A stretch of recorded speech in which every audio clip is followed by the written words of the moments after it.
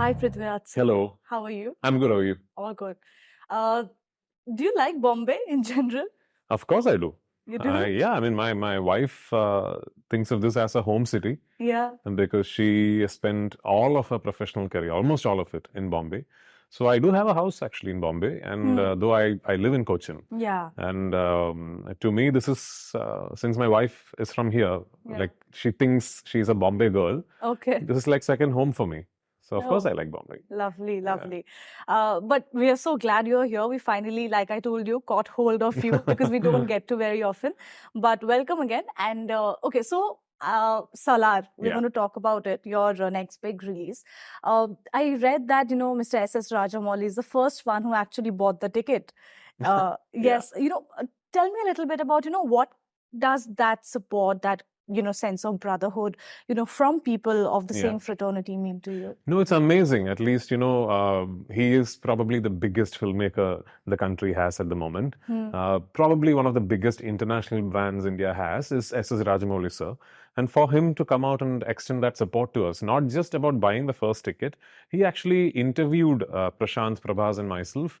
And we had a long 2.5 hour long conversation about Salaar, about cinema, about his kind of filmmaking. For him to be taking that time off and coming and supporting a film with which he is not necessarily involved with in any capacity is just amazing. It's a humbling experience that somebody with that kind of clout and influence can go out there and help a friend's film or another film from his own industry, and to make sure that we get that visibility. Rajamouli sir interviewing us gives us more visibility. He doesn't need to do it. So it was wonderful. It was amazing, and I've known Rajamouli sir for a while now. He's that kind of a person. He is just a really, really nice person. Yeah. Will we see you working with him? I sure hope so. I pray I get to work with him someday, like probably every actor in the country. I'm also hoping and praying that someday I get to be directed by him. Yeah. Yes, yes. Okay, so, this is one thing that I think really connects you and Prabhas sir, which I really admired. You stated in an interview recently that, you had a role on paper, but, it was because of Prabhas sir to a certain extent that, it's probably got extended a little bit while you were shooting. So more than, I did actually, but more than my role getting extended, which it did, what we really sort of discovered and fleshed out from the script even more so is the bond between these two characters. Right. It was always a film about two friends. From the ideation stage, the story was about these two people, about Deva and Varada, which was a surprise. So I listened to the first narration of Salaar much before the general public got to know about such a project. Right? Okay. I mean, this was during the shoot of KGF 2. Right. That Prashant, the first time over a Zoom, told me the idea of Salaar. And I was very surprised because when you think of the director of the KGF franchise making a film with Prabhas, who's one of the country's biggest stars, you don't anticipate it being a story about two friends. You don't anticipate it being a story about the bonding between two men. And that really surprised me. And full credit to Prabhas for being secure enough, for being confident enough, for being magnanimous enough to say that, no, this is a film that needs to be made. Yeah. And that character has to be played by so-and-so, and we really have to make the film about these two people. And as we progressed in the shoot, I remember Prashant telling me that I always knew it was going to be a story of two people, but to get this together, what is happening on screen, is something that, that's pleasantly surprising me too. So from what is written to what is in the film today, I think you will see a lot more about the bonding, about these two absolute friends who can kill and die for each other. True. And then what happens between them. Yes. So that's exactly what I was coming to, the sense of security that you're talking about. I mean, I also heard somewhere that, you actually passed on the role of Ibrahim in Kuruti to Roshan Mathew. Yes. This is something, and it's so nice to see that, two such big stars, you and Prabhas sir, having this sense of security. Tell me something, has this stemmed over time, or were you always, this sense of security was always there? Does, for the lack of a better word, selfishness of an actor never take precedence? You know what? It comes from absolute selfishness. It comes from absolute selfishness and knowledge of knowing that if you have a fantastic role in a film that doesn't work, it doesn't matter. People are going to forget the film and you. But if you have a role that works in a film that works, that is what will count. So if you are an actor who's intelligent enough, you will always know that you have to put the film first, right? You could have a mind-blowing character, and if the film does not work, people will not remember the character. But if you're part of a film that works, people will always remember the film and your character. And people like Prabhas, they know this better than anyone. You know? Prabhas knows that for Salaar to work, the bond between Deva and Varda will have to work. Yeah. So he knows that I know for Salaar to work, that Deva will have to work. The most discussions, the most suggestions I have given Prashant, the most number of times I walked up to Prashant and told him, listen, I think there's another way to do this scene, are not about my scenes. They're all about Prabhas' scenes. Prabhas will tell you this, Prashant will tell you this. I've always believed that your first priority should be the film itself. Yeah. What you do in the film should be your second priority. Because ultimately, your aim as an actor should be to build towards the vision of the director and to make sure you're part of a film that works. Right. So it's from that thought process, that selfish thought process that I have to be part of a film that works no matter what, that you then start thinking, no, it's not about me, it's about the film. Lovely. That's so lovely. You said that, Prabhas is blissfully, delightfully unaware of his stardom. I mean, you might not be the right person to answer this, but do you also feel the same about yourself? Me, no, I'm not as nice a guy as Prabhas is. Why do you say that? No, because he is just incredible. Like see, what I must have been there with him for, I don't know, 7,500 days. Every day I have seen him, and not just to me, to everyone on set, asking them, would you like some food to be sent? Are you comfortable? Is there anything you want? This guy does not sit down if there's another person without a chair standing. And he is just that guy day in, day out, all through, right? I'm not that nice. I have to be honest. Yeah, he's one of the biggest stars of the country, and probably the only person who does not know this is himself. And he's really delightful that way. And it's impossible to be uncomfortable with him. Yeah. If you ever meet him and if you get a chance to interview him, you'll see what I mean. Yes, yes, that's true. Okay. So Salaar has received an A certificate. You have compared it to, something like Game of Thrones. Yeah. Would you say that, the fact that it has received an A certificate will perhaps, cut down a certain chunk of the audience from watching it? Well, I assume... Is that something that's... Well, I assume children will not be allowed in theaters, which is understandable because it's a film certified A. Yeah. But I also know that without the violence, Salaar will not be what Salaar is. Because the violence in the film is very much a character of the plot, of the premise. And it's a screenplay instrument to further the drama. I keep comparing it to Game of Thrones because Salaar is very much a drama.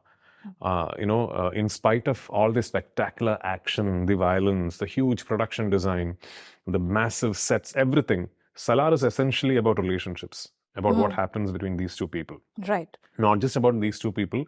There are a host of characters, and it's very intricate character dynamics, and it's a drama, beautifully written drama, which is why the comparison to Game of Thrones. And I completely understand why Prashant decided that rather than make a few cuts and get a UA, I'd rather keep the violence as it is and get an A.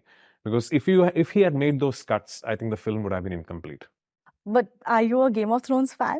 Yeah, I love it's easily one of the best written streaming service materials ever. So, I mean, of course, after a point, you felt like the makers were pressured into sort of going on with it, which happens across networks, across series. It always happens. But on a base level, it's just a wonderfully written series. Yeah. Absolutely, very true. Since you're talking about violence in a film, and you rightfully said that, perhaps the violence here in Salaar is a character in itself. Yeah. We recently saw Animal. It's creating, ripples at the box office, also, grabbed a lot of attention for its violence quotient. Do you think that has also somewhere cemented your confidence in, Salaar being a violent film? So I haven't watched Animal yet, so I can't comment on Animal. But I am because I'm a filmmaker also, I'm of the opinion that as a filmmaker, if you think you need to shoot graphic violence to be able to say the story, the way you want to say it, you should have the liberty to do it. Because ultimately, after having made the film, you are submitting it to a regulatory authority called the censor board. And then they tell you that, listen, your film is going to be certified such and such, which means only such and such sections of the audience can watch your film. Right. So our responsibility as a filmmaker is to make sure that we submit it to the censor board. How we make the film should be left to us, because the audience has already been told this is certified such and such, because it has violence, because it has nudity or whatever, it has already been said. So censorship should happen at the exhibition sector. Make sure that, who goes into the theater and who gets to see the film. Other than that, the filmmaker, because I'm an artist, I've always believed that we should have the liberty of making what we want to. Right. But of course, who sees the material should be regulated as it is. Absolutely. Yeah. Right. Yeah. Pan-Indian films is like the order of the day today. So you are now, directing Lucifer too. Yeah. So, especially when you take over the director's chair and you make a film, does that pressure of giving it a pan-Indian multilingual release come to your mind ever? So the first thing to understand here is that you cannot make a pan-Indian film. The film becomes pan-Indian. You don't set out thinking, let me make a pan-Indian film. This is a discussion I've had with multiple corporates across, discussion tables like these, where I've told them, no, we are thinking wrong. When you start asking me, can that character be done by someone from Hindi? Can that character be done by someone from Telugu? You are essentially doing this, I understand, to make sure that the film has relatability across languages, because actors from various languages are in it. Absolutely. But then you look at all the pan-Indian successes, they didn't make the film a success because of who's in it. Let's assume a Bahubali, the beginning of the whole movement. It was essentially completely, made from Telugu stars. Let's look at KGF. Let's look at Kantara, even more, probably gratifying example. So you don't make a pan-Indian film. You choose a script. You choose a story that you want to say. You write a script, and then you stay honest to what's on paper and try and make the best version of that script. Of course, you want your film to be viewed by people across the country. Where a normal, small-scale, industry-specific film and a pan-Indian film will differ is at the other end of the spectrum. How you release it, how you market it, how you go around, like say today, Salaar is, an A-list release in every language in India. Right? It was an A-list release in Hindi, in Telugu, in Kannada, in Malayalam, in Tamil, everywhere. There it differs. As you're making the film, you're making an honest film. You're not making a pan-Indian film. Yeah, so that is, I think, something that we need to come to terms with, because everybody is after the pan-Indian pie. Yeah. That is right. Yeah. Okay, so tell me something honestly. Let's say tomorrow you get a script, okay, it's a Kannada film. And so what happens is sometimes your character, you as an actor perfectly fit into the shoes of the character.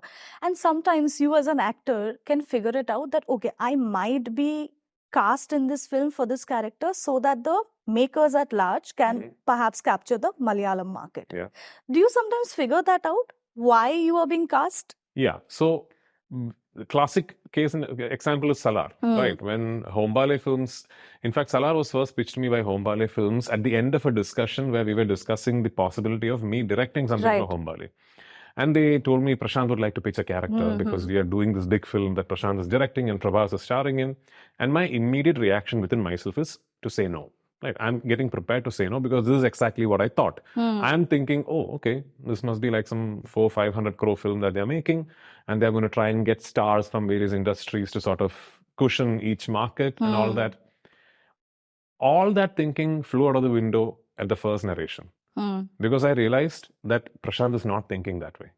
For Prashant, it was not about this guy from that industry, this guy from this industry. At least for Prashant, because I know him personally now, I kind of know how he works. It was purely based on who he thinks is the best bet for his character. And I know this for a fact, because at one particular point in time, owing to the pandemic and various different other things, there was a point where I thought I will not be able to do Salaar. And I met Prashant and I told him I would have loved to do this film, but unfortunately it looks like I'm not going to be able to do it. Prashant and Prabhas stopped the shoot and they reworked the entire schedule around to make sure that they somehow get me. Which then tells you that if Prashant Neel wanted a star, he could have got anyone. He could have got. It's not. I'm not the only option. If a star is all that he wanted, he's Prashant Neel. And he could have. And after KGF 2, Absolutely. yeah, he could have gone to anybody. For him, it was no. In my mind, Prithviraj is Varadaraja Mannar. So I am also equipped enough as a filmmaker and as an actor to read a script or to hear a narration and then understand if they're after the star or if they're after the actor. The idea is always let the actor make the decision, not the star. Right. Yeah. Okay, so but are you directing that film for Hombale? I am. So it's happening? Yeah, it's already been announced, yeah. Which one is that? It's called Tyson. Oh, Yeah. okay. All right, can you tell us if Yash is part of Salaar? No, we've not. All right, Yeah. okay. So we know that you and Dulquer Salman, are great friends. Yeah. I've spoken to Dulquer and he always speaks very highly of you. Why is it so that we haven't really seen you together in a film, like a proper film together? Well, we'd both love to do something. I mean, I'm sure Dulquer would tell you the same thing, that we would love to collaborate on a film, and it's something that both of us are looking forward to. But because it's so highly anticipated, as at least in Malayalam, I know that people are looking forward to something like that, where Dulquer and me would do something together. Because it's highly anticipated, I think both of us share the responsibility of lending ourselves to such a film only when a script like that comes across. We can't just start off from the other end of the ideation saying, let's do a film together and then start searching for a script. That's just the wrong way to go about it. So hopefully one day, someday, a writer, a filmmaker will walk up to both of us and say, there is this script that I think would be great if the both of you are in it together, and both of us also mutually think that way. And yeah, I'd love to do a film with him someday. Yeah. Is he an emperor? There were reports. I have not let out any cast details on Empuran. So, as of now, the only person I can confirm is an Empuran is Mr. Mohanlal. Oh, lovely. Okay. I'm getting cues. We don't have much time. Yeah. But so, I think it's great that we have two major releases like Salaar and a Dunki together. I think the audiences are going to get, two options, and, that's going to drive in so many more people to the theatre. Are you looking forward to watching Dunki? Have you seen in the trailer anything? I'm really looking forward to watching Dunki. Yeah. I mean, I'm a huge Shah Rukh Khan fan. And of course, I'm a huge Rajkumar Hirani fan. Yeah. And I'm really looking forward to watching Dunki. And as a film lover, I think it is the greatest holiday season ever, at least in Kerala, because we have Salaar, we have Dunki, and we have Neru, which is a Mohanlal Jitu Joseph film. And they are collaborating after Drishyam 2. Yeah. So as a film lover, this is like the greatest holiday season ever. We get to have 3 really big films, at the box office. And I don't know about you, but I'm watching all 3 for sure. I will, for sure. Okay, very last one. We are eagerly waiting to watch you in Bade Miyan Chote Miyan. I know you might not be able to disclose too much about it, but can you tell us what took you so long to come back to doing a Hindi feature film? The fact is that I didn't find anything exciting. Of course, I read scripts and I listened to narrations. I did. But I didn't think anything was exciting enough to warrant me taking time off from Malayalam cinema and coming here and doing this. And with Bade Miyan Chote Miyan, I think the first teaser of the film will come out very soon. And that will surprise a lot of people with the scale and with what the film is about and all that. And it is a really exciting script. And Ali is a fantastic filmmaker. Yeah. Right? I mean, I really hit it off with him. I really understand how Ali sees things and how he visualizes and perceives things. And my character. And it is, I can't say a lot, but I don't know how someone can say no to that. It's that kind of a character. Yeah. Right. So I'm really looking forward to that film. Well, we also look forward to, seeing you do more comedy. Like I told you, maybe the Bro Daddy, something like that. I mean, I would love to. I would love to do comic films. I would love to direct more comic films. Yeah. But it's one of the toughest genres to write, I'm sure. Because comedy on an Instagram reel that lasts 60 seconds is a lot easier to make than a genuinely organic comedy feature film that lasts for 2 hours. That's right. So I hope I find more scripts like Bro Daddy. Yeah. And it would be great if I can do comic cinema. I would love to do a comic film in Hindi, actually. Yeah. That would be great. Yeah. All right, then, on that note, thank you so much. All the very, very best for Salaar. Thank Looking you. forward Thank you to so that. much. Nice talking to you. Lovely. Likewise. Thank you.